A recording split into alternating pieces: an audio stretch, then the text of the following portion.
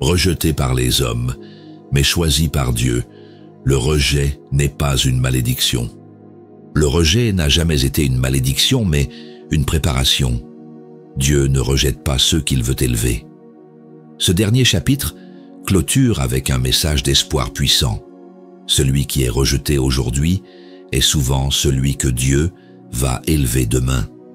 Le rejet, une douleur qui transperce, une blessure qui marque l'âme, une solitude imposée que personne ne choisit, que ce soit une trahison, un abandon, une humiliation publique, nous avons tous ressenti à un moment donné ce sentiment glaçant d'être mis à l'écart.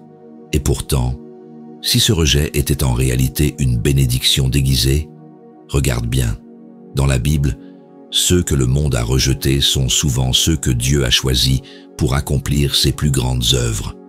Moïse a été rejeté par son peuple avant de devenir son libérateur. Joseph a été vendu comme esclave avant d'être élevé à la tête de l'Égypte. David a été ignoré par sa propre famille avant d'être sacré roi.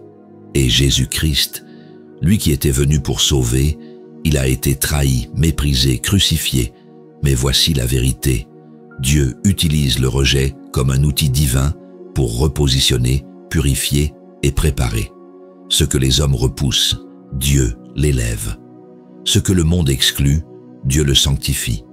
Ce qui te semble aujourd'hui être une condamnation est peut-être le prélude d'une ascension que tu n'imagines même pas. La pierre qu'ont rejetée ceux qui bâtissaient est devenue la principale de l'angle.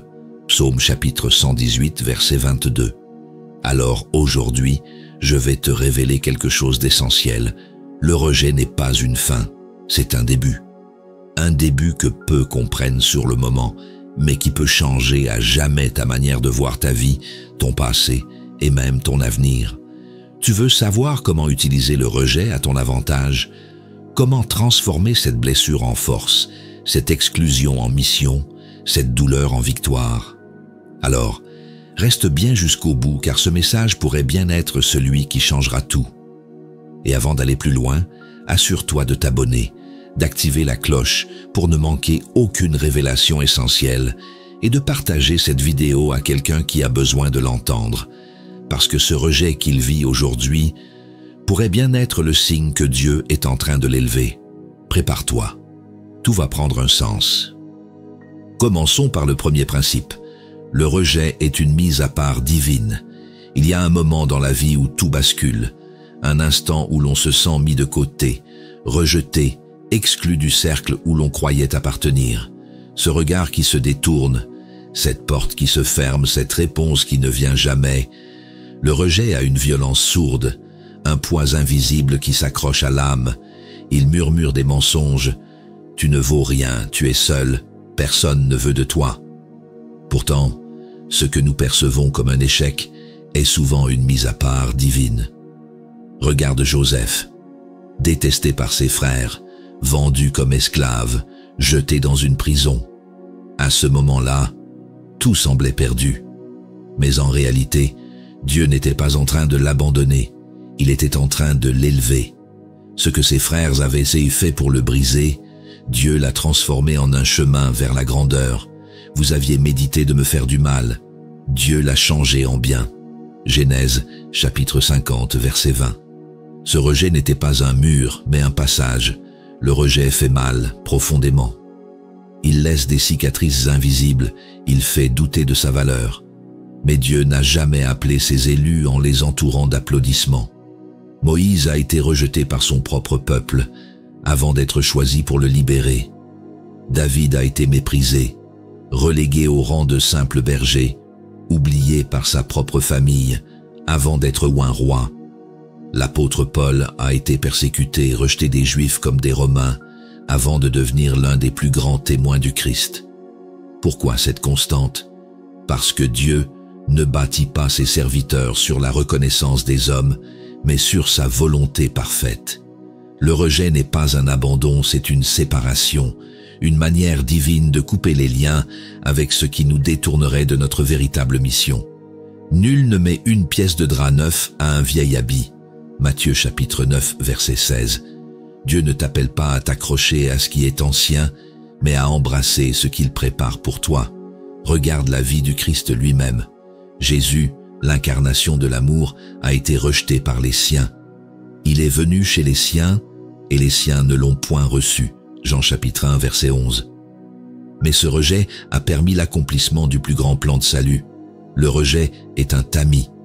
Il sépare ce qui est temporaire de ce qui est éternel, ce qui est humain de ce qui est divin. Alors, la prochaine fois que tu ressens la douleur du rejet, ne le vois plus comme une condamnation, mais comme une révélation. Ce n'est pas toi qu'il rejette, c'est ce que Dieu est en train de faire en toi. Tu es mis à part, non abandonné, mais ce n'est que le début.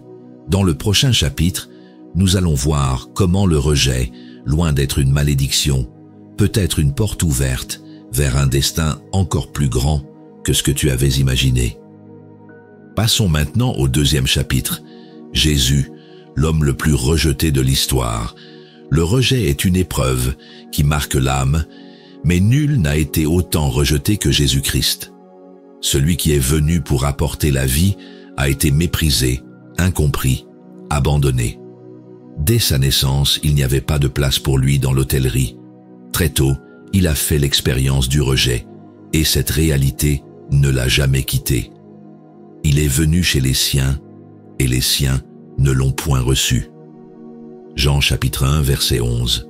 Dans son propre village, ceux qui l'avaient vu grandir ont refusé de croire en lui. Ils ont tenté de le précipiter du haut d'une falaise, scandalisés par son enseignement.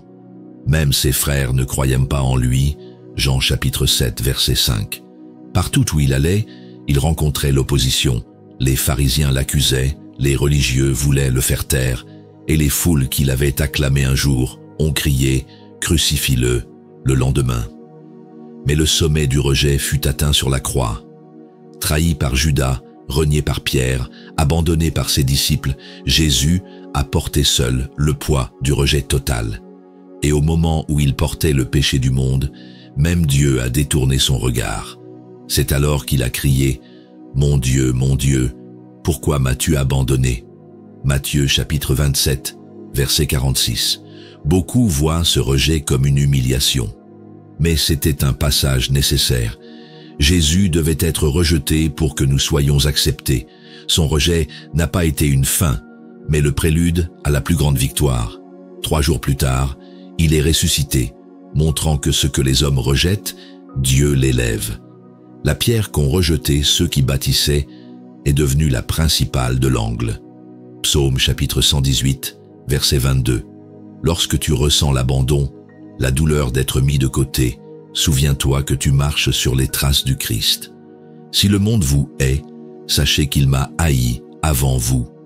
Jean chapitre 15, verset 18. Le rejet n'est pas une condamnation, c'est une confirmation que tu appartiens à Dieu.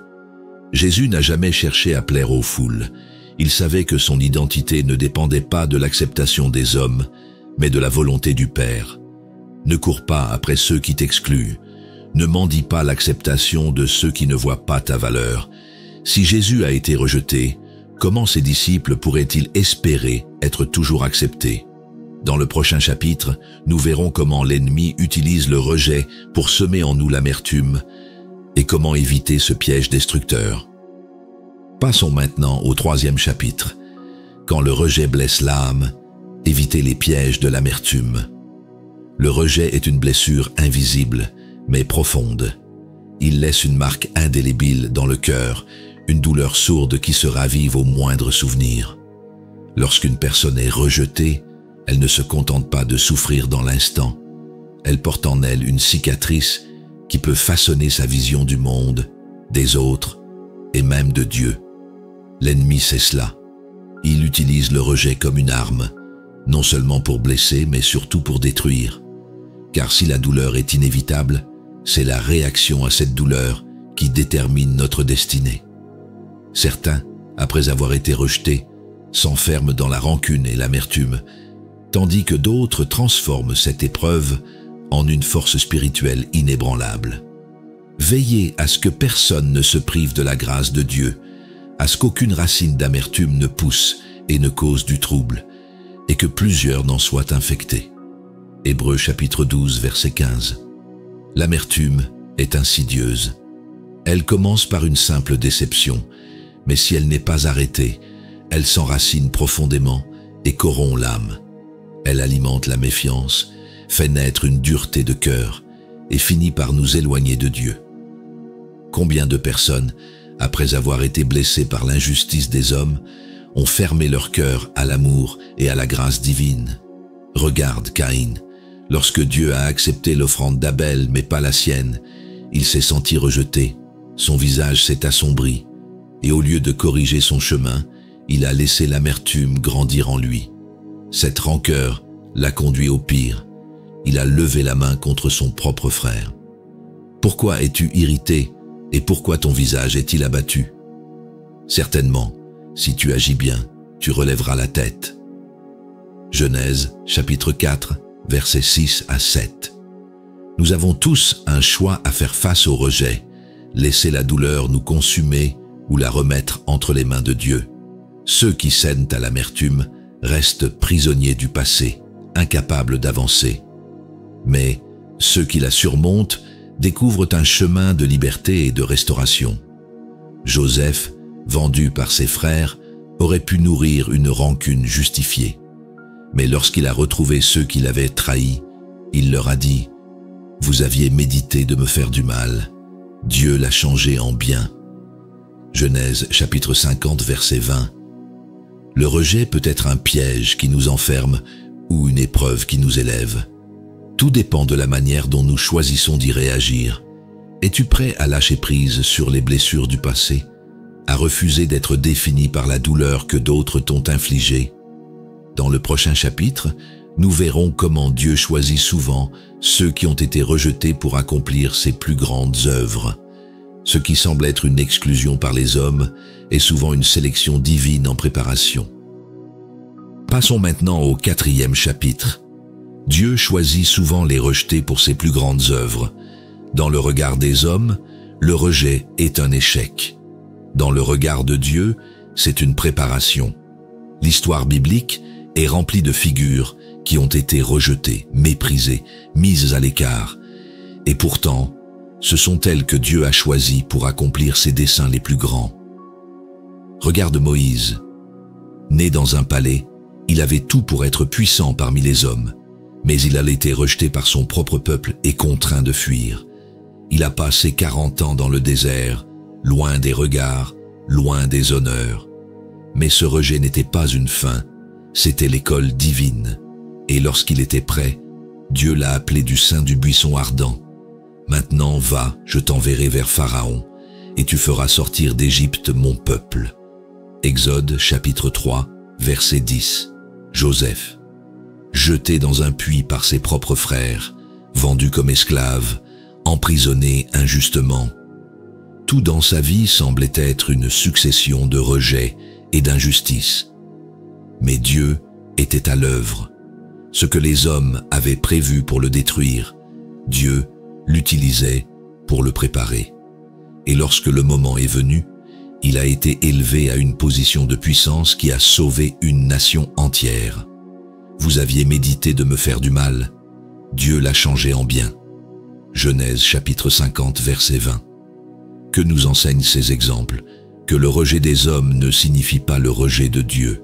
Bien au contraire, il est souvent le prélude d'un appel divin.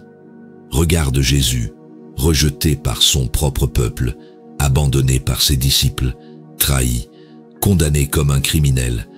Aux yeux du monde, sa mission était un échec. Mais c'est précisément par ce rejet qu'il a accompli le salut de l'humanité. La pierre qu'ont rejetée ceux qui bâtissaient est devenue la principale de l'angle. Psaume chapitre 118, verset 22. Alors aujourd'hui, si tu es rejeté, ne le vois plus comme une malédiction. Vois-le comme un signe que Dieu est en train de te façonner. Il ne t'a pas oublié. Il est en train de préparer un chemin que tu ne peux pas encore voir. Dans le prochain chapitre, nous verrons comment le rejet nous pousse dans l'isolement, mais comment cet isolement devient souvent une école divine où Dieu nous prépare à notre appel. Ce désert que tu traverses aujourd'hui n'est pas un lieu de punition, mais un lieu de formation. Passons maintenant au 5e chapitre, l'école du désert, Comment le rejet nous forge intérieurement? Le rejet isole. Il nous plonge dans un désert où nous nous sentons oubliés, brisés, inutiles. Mais dans la sagesse divine, le désert n'est jamais un lieu de destruction, mais un lieu de formation. Ce que l'homme voit comme une punition, Dieu l'utilise comme une préparation. Regarde Moïse. Après son rejet par son peuple et sa fuite d'Égypte, il a passé 40 ans dans le désert de Madian.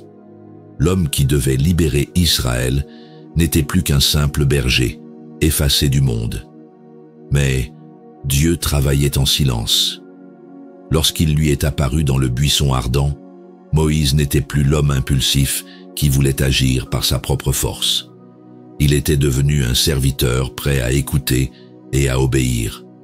Il t'a humilié, il t'a fait souffrir de la faim et il t'a nourri de la manne afin de t'apprendre que l'homme ne vit pas de pain seulement, mais de toute parole qui sort de la bouche de l'Éternel.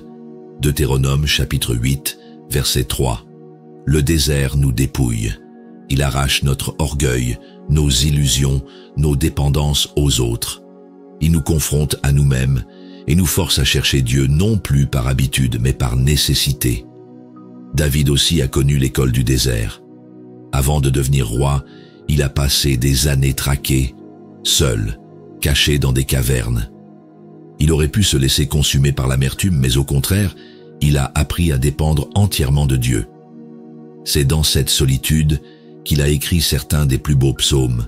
« L'Éternel est mon berger, je ne manquerai de rien. » Psaume chapitre 23, verset 1. Et toi, es-tu en ce moment dans un désert? As-tu l'impression que personne ne voit ta souffrance, que tout s'écroule autour de toi? Si Dieu a permis que tu sois dans cet endroit, ce n'est pas pour t'abandonner, mais pour te transformer. Joseph est entré dans son désert comme un esclave rejeté. Il en est sorti comme un prince d'Égypte. Moïse y est entré comme un fugitif. Il en est sorti comme un libérateur. David y est entré comme un jeune homme traqué. Il en est sorti comme un roi. Alors ne méprise pas cette saison d'isolement. Ce qui te semble être un temps de silence est en réalité un temps de formation divine. Dieu est en train de construire en toi quelque chose de si grand que tu ne le comprendras que plus tard. Dans le prochain chapitre, nous verrons comment le rejet est parfois un filtre divin. Parfois, Dieu enlève certaines personnes de nos vies, non pas pour nous punir, mais pour nous protéger. Et si ton rejet était en réalité une délivrance déguisée? Passons maintenant au 6e chapitre. Le rejet comme filtre divin, se séparer des mauvaises influences. Le rejet fait mal, mais parfois, il nous sauve. Nous voyons souvent l'exclusion comme une injustice, un signe que nous ne sommes pas assez bons. Mais, et si c'était un acte de protection divine? Dieu ne ferme jamais une porte sans une raison. Parfois, il éloigne certaines personnes, non pas pour nous punir, mais pour nous préserver. Regarde Abraham et Lot. Pendant des années, Lot a marché aux côtés d'Abraham. Mais un jour, Dieu a permis qu'ils se séparent. Pourquoi? Parce que tant que Lot était avec lui, Abraham ne pouvait pas recevoir pleinement la promesse divine. Ce n'est qu'après leur séparation que Dieu lui a dit « Lève les yeux et regarde. Tout le pays que tu vois, je te le donnerai, à toi et à ta postérité pour toujours. » Genèse chapitre 13, versets 14 à 15. Tant que certaines personnes restent dans ta vie, tu ne peux pas entrer dans ce que Dieu a préparé pour toi. Il y a des amitiés, des relations, des influences qui freinent ta croissance spirituelle et ta destinée. Et parfois, Dieu les enlève pour te libérer. Regarde Jésus. Tout au long de son ministère, beaucoup l'ont suivi, mais peu étaient vraiment avec lui. Certains ont marché avec lui par intérêt, d'autres par curiosité, mais au moment de la croix, presque tous l'ont abandonné. Le rejet nettoie, il éloigne les personnes qui ne sont pas destinées à t'accompagner plus loin. Il met en lumière qui est vraiment là pour toi et qui ne l'était que par convenance. Judas a marché avec Jésus 3 ans, mais il ne lui appartenait pas vraiment. Il l'a trahi pour quelques pièces d'argent. Pourtant, sans cette trahison, la croix n'aurait pas eu lieu.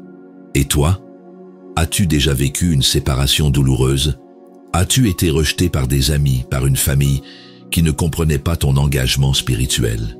Peut-être que tu as prié pour que ces relations soient restaurées, mais Dieu a permis qu'elles s'éloignent. Si certaines personnes t'ont rejeté, c'est peut-être parce qu'elles n'étaient pas faites pour ton avenir. Dieu n'ouvre pas des portes en laissant derrière toi des liens qui pourraient t'empêcher d'entrer dans ta bénédiction. Dans le prochain chapitre, nous verrons comment Dieu ne laisse jamais le rejet sans réparation. Ceux qui t'ont méprisé aujourd'hui verront un jour ce que Dieu aura accompli en toi. Le rejet n'est jamais la fin, mais toujours le début d'une transformation divine. Passons maintenant au 7e chapitre. Ceux qui t'ont rejeté te verront élevé. Le rejet semble une fin, mais en réalité, il annonce souvent un nouveau commencement. Si tu as été abandonné, trahi ou méprisé, sache que Dieu écrit toujours la suite de l'histoire. Les mêmes personnes qui t'ont tourné le dos aujourd'hui pourraient être celles qui témoigneront demain de ton élévation. Regarde Joseph. Rejeté par ses propres frères, vendu comme esclave, oublié dans une prison étrangère, tout semblait perdu. Mais Dieu n'avait pas dit son dernier mot. Des années plus tard, ceux qui l'avaient méprisé sont venus s'incliner devant lui, sans même le reconnaître. Joseph aurait pu se venger, mais il a compris quelque chose d'essentiel. Vous aviez formé le projet de me faire du mal. Dieu l'a changé en bien. Genèse chapitre 50 verset 20. Dieu transforme le rejet en ascension. Ce que les hommes font pour nuire, ils l'utilisent pour préparer ta destinée. Regarde David. Lorsqu'il a été choisi pour être roi, son propre père ne l'avait même pas convoqué. Pour Jessé, David n'était qu'un berger sans importance. Ses frères le méprisaient, l'accusaient même d'arrogance. Pourtant, c'est lui que Dieu avait choisi. Le rejet ne te disqualifie pas. Il te cache pour mieux te révéler au moment opportun. Jésus lui-même a dit « La pierre qu'ont rejetée ceux qui bâtissaient est devenue la principale de l'angle. » Matthieu chapitre 21 verset 42. Ce que le monde méprise, Dieu l'élève. Si on t'a mis de côté, c'est peut-être parce que tu n'étais pas fait pour cette place. Dieu a quelque chose de plus grand pour toi. Le temps viendra où ceux qui t'ont rejeté devront reconnaître l'œuvre de Dieu en toi. Dans le prochain chapitre, nous verrons comment utiliser le rejet, non pas comme une blessure, mais comme un témoignage puissant. Parce que ce que tu vis aujourd'hui peut t'inspirer et guérir d'autres cœurs brisés. Passons maintenant au 8e chapitre. Utiliser le rejet comme témoignage puissant. Le rejet laisse des cicatrices, mais Dieu peut transformer ces blessures en témoignages puissants. Ce que tu as traversé n'a pas été vain. Il y a une raison pour laquelle tu as enduré l'abandon, l'injustice, l'humiliation. Ton histoire n'est pas une défaite, mais une arme entre les mains de Dieu. Regarde l'apôtre Paul. Avant de devenir un messager de l'Évangile, il était un persécuteur des chrétiens. Il aurait pu être rejeté par l'Église à cause de son passé. Pourtant, c'est lui que Dieu a choisi pour porter le témoignage de sa grâce. C'est pourquoi il a écrit « Car lorsque je suis faible, c'est alors que je suis fort ». 2 Corinthiens chapitre 12 verset 10. Le rejet t'a peut-être affaibli un temps, mais il a aussi forgé en toi une force spirituelle que personne ne peut enlever. Regarde Pierre. Il a renié Jésus 3 fois. Aux yeux du monde, il aurait dû être disqualifié, mais Jésus l'a restauré et a fait de lui un leader de l'Église naissante. Ce même Pierre a ensuite écrit « Bien-aimés, ne soyez pas surpris de la fournaise qui est au milieu de vous pour vous éprouver. » 1 Pierre chapitre 4 verset 12. Ton rejet peut devenir un message. Ce que tu as vécu peut aider ceux qui traversent la même épreuve. Jésus lui-même a été rejeté, mais c'est son rejet qui a conduit au salut du monde. De la croix à la résurrection, le mépris des hommes a ouvert la voie au plus grand miracle. Certains pensent que le rejet les a rendus inutiles, mais c'est une illusion. Dieu ne gaspille jamais une douleur. Chaque larme versée dans l'épreuve devient une graine plantée pour un avenir glorieux. Job, après avoir tout perdu, a dit « Mon oreille avait entendu parler de toi, mais maintenant, mon œil t'a vu. Job chapitre 42, verset 5. Le rejet nous force à chercher Dieu avec plus d'intensité. Il nous éloigne des fausses sécurités pour nous ancrer dans sa présence. C'est souvent dans la solitude que l'on découvre qui nous sommes réellement et ce que Dieu veut faire de nous. Aujourd'hui, ton rejet peut être une opportunité. Parle de ce que Dieu a fait malgré la douleur. Montre comment il a utilisé cette épreuve pour te fortifier. Ce que l'ennemi voulait utiliser pour te briser, Dieu veut s'en servir pour sa gloire. Et dans le dernier chapitre, nous comprendrons pourquoi le rejet n'a jamais été une malédiction, mais un appel divin. Ce que tu vis n'est pas une fin, c'est le début d'un chemin que Dieu a tracé pour toi. Passons maintenant au 9e chapitre. Choisi par Dieu, le rejet était un appel, pas une malédiction. Le rejet n'a jamais été une fin, il a toujours été un appel que le monde ne comprend pas, mais que Dieu orchestre pour ceux qu'il veut élever. Regarde dans la Bible, qui a été choisi par Dieu sans avoir été rejeté d'abord? Joseph a été trahi par ses frères, vendu comme esclave, jeté en prison. Pourtant, c'est ce rejet qui l'a conduit à son destin. Il a gouverné l'Égypte, sauvé son peuple et pardonné à ceux qui l'avaient abandonné. Ce que les hommes ont fait pour le détruire, Dieu l'a transformé en élévation. Il l'a dit lui-même à ses frères, « Vous aviez formé le projet de me faire du mal. Dieu l'a changé en bien pour accomplir ce qui arrive aujourd'hui. » Genèse chapitre 50, verset 20. Le rejet ne signifie pas que Dieu t'a oublié. Au contraire, cela prouve qu'il te prépare. Jésus a dit, « Si le monde vous hait, sachez qu'il m'a haï avant vous. » Jean chapitre 15, verset 18. Regarde David. Il était ignoré, laissé derrière, relégué à garder les brebis. Son propre père ne l'a même pas présenté à Samuel lorsqu'il cherchait le futur roi d'Israël. Mais c'est lui que Dieu avait choisi. L'homme regarde à ce qui frappe les yeux, mais l'Éternel regarde au cœur. 1 Samuel chapitre 16, verset 7. L'apôtre Paul, avant de devenir le plus grand missionnaire du christianisme, était rejeté par les Juifs et craint par les chrétiens. Il était dans un entre-deux, n'appartenant à aucun groupe. Mais c'est précisément parce qu'il était mis à part qu'il a pu porter l'Évangile aux nations. Le rejet t'isole pour t'affermir.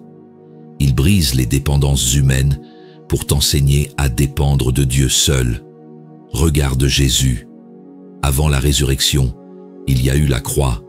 Avant la gloire, il y a eu l'humiliation. Avant l'élévation, il y a eu l'abandon. Aujourd'hui, ne vois plus le rejet comme une malédiction. Vois-le comme un sceau divin qui dit « Tu es à moi et je t'ai mis à part pour un plan plus grand. » Et maintenant, nous arrivons à la conclusion de ce message. Ce rejet que tu as vécu, ce sentiment d'exclusion, cette solitude, tout cela va prendre un sens. Dieu ne t'a jamais abandonné. Il t'a simplement préparé pour quelque chose que seul le temps révélera. Tout au long de cette vidéo, nous avons exploré une vérité profonde. Le rejet n'est pas une malédiction, mais un appel divin. Ce que les hommes méprisent, Dieu l'élève. Ce que le monde rejette, Dieu le façonne pour une destinée bien plus grande que ce que nous pouvons imaginer. Peut-être es-tu dans une saison où tu te sens abandonné, exclu, mis à l'écart. Peut-être que tu doutes de ta valeur, que tu te demandes pourquoi tu traverses cette solitude. Mais souviens-toi de ceci. L'histoire des élus commence souvent par le rejet, mais elle s'achève toujours par la gloire. Dieu ne t'a jamais abandonné. Il est en train de bâtir quelque chose en toi que le monde ne peut pas comprendre. Regarde Jésus. Nul n'a été plus rejeté que lui, trahi, abandonné, crucifié. Mais ce rejet a ouvert la porte à la plus grande victoire de l'humanité, notre salut. Si lui, le Fils de Dieu, a dû passer par cette épreuve, combien plus devons-nous accepter que notre rejet est un tremplin vers notre appel? Rien n'arrive par hasard. Chaque épreuve prépare ton élévation. Joseph a été vendu par ses frères. Il a connu l'abandon, la fausse accusation, l'oubli. Mais Dieu n'avait pas dit son dernier mot. Un jour, ceux qui l'avaient rejeté ont dû venir s'incliner devant lui, reconnaissant que Dieu l'avait élevé au-dessus de tout ce qu'il pouvait imaginer. Toi aussi, un jour, tu comprendras que ce rejet n'était que le début de ton témoignage. Ce n'est pas à toi de courir après ceux qui t'ont rejeté. Ce n'est pas à toi de prouver ta valeur aux yeux des hommes. Laisse Dieu faire son œuvre, car ceux qui t'ont méprisé aujourd'hui verront demain que c'est Dieu lui-même qui t'a choisi. Si ce message t'a touché, montre ton engagement. Laisse un like pour proclamer que ton rejet devient une bénédiction. Abonne-toi et active la cloche pour ne manquer aucun message qui transformera ta foi. Partage cette vidéo avec quelqu'un qui a besoin d'entendre cette vérité aujourd'hui. Et surtout, dis-nous en commentaire comment Dieu a utilisé une situation de rejet pour t'amener plus loin. Le monde t'a peut-être rejeté, mais Dieu t'a déjà choisi. Alors marche avec confiance, car la victoire est déjà écrite.